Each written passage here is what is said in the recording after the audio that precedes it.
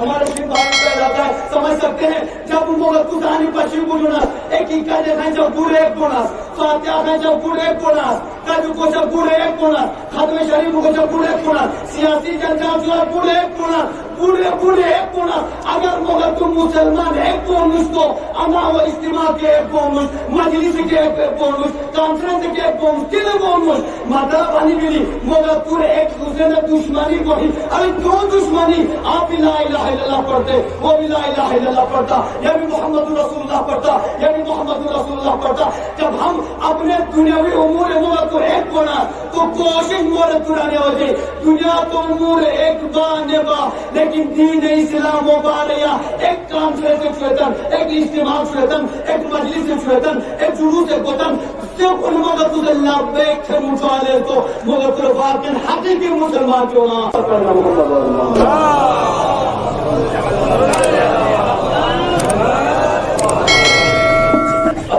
یقیناً امام حسین علیہ السلام کتنے خطائیں اتنے مناقب جب آپ دیکھیں گے ہر کوئی میں پہلے کا کتابوں کو تو پڑھی ہے بزرگان کا سنیے علماء کا سنیے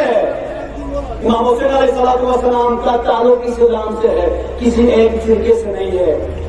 اسلام سے اس امام حسین علیہ السلام کا تعلق ہے لہٰذا اسی لیے خواجہ معین الدین چشتی اجمیری رحمت اللہ نے کیا فرماتے ہیں حسین علیہ السلام یہ تاریخ کا مطالعہ فرمایا ہے خواجہ اجمیری فرماتے ہیں شاست حسین بادشاہست حسین دین است حسین دین پر ناہ است حسین سردار ندا دست در دست یزید حقاق بنا لا الہ است حسین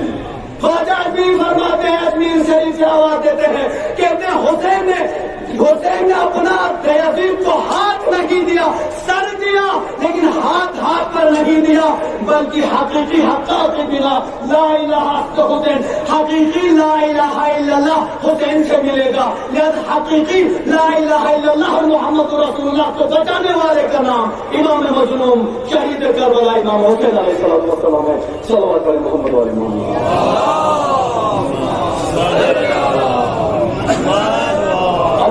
یقیناً جب آپ تاریخ کا مطالعہ کریں گے امام حسین علیہ السلام جب کربلا کے میدان میں آئے تھے اپنے اہل بیت کے سامنے گرے تھے یقیناً حسین سے راستے میں کتنے افراد ملے جب آپ تاریخ کبھی شہداء کربلا کا مطالعہ تو کیجیے مسلمانوں ہم مسلمان مطالعہ نہیں کرتے جب حسین چلے اپنے بچوں کے ساتھ راستے میں ایسے لوگ ملے ہیں جن کی فکر حسین کی فکر سے نہیں ملتی تھی شاعر نے آگے بڑھ کر کہا کہ نانا سے کر کے وعدہ جو پیغمبر اسلام سے جو وعدہ فرمایا تھا حسین نے کیونکہ حسین جانتے تھے کہ نانا مجھ سے اتنی محبت کیوں کرتے ہیں اس لیے کہ میں نانا کی قربانیوں کو بچاؤں گا لہٰذا جانے گرامی نانا سے کر کے وعدہ نبھایا حسین نے سر دے کے دین حق کو بچایا حسین نے سر کٹ گیا پھر بھی تلاوت زبان پہ ہے مرتا نہیں شہید دکھایا کیا صرف مسلمانوں کے پیارے ہیں حسین سر نوع بشر کے تارے ہیں حسین انسان کو بیدار تو ہو لینے دو ہر قوم پکارے کہ ہمارے ہیں حسین صلوات پر محمد علی محمد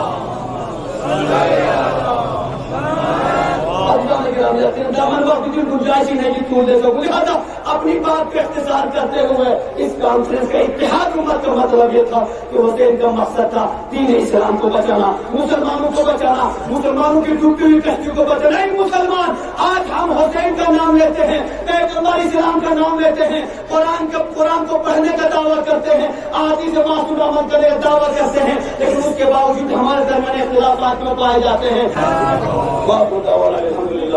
خدایا بحق محمد و محمد علیہ السلام تمام مسلمانوں کو مل جل کر زندگی کرنے کی توفیق عطا فرما خدایا ہمارے تمام بزرگان کا